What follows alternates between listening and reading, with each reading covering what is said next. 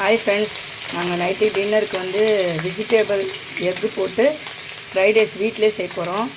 வாங்க எப்படி செய்யுதுன்னு பார்க்கலாம். எண்ணெய் ஊற்றி கடாய் வச்சு எண்ணெய் ஊற்றி இஞ்சி பூண்டு பேஸ்ட்டு போட்டு ஆனியன் ஒரு அரை ஆனியன் போட்டுக்கிறோம். 2 முட்டை ஊற்றிருக்கிறோம். அதை நல்லா மிக்ஸ் பண்ணிக்கலாம். நல்லா பொடியாக ஓரளவுக்கு மிக்ஸ் பண்ணிக்கலாம். கேரட், பீன்ஸு, கோஸு, கொடை மிளகா இதெல்லாம் போட்டு நல்லா நம்ம மிக்ஸ் பண்ணி வதக்கலாம். பச்சை ஸ்மெல் போகிற அளவுக்கு. மசாலாவுக்கு கரம் மசாலா, காஞ்ச மிளகாத்தூள், பெப்பர், லைட்டாக சால்ட்டு.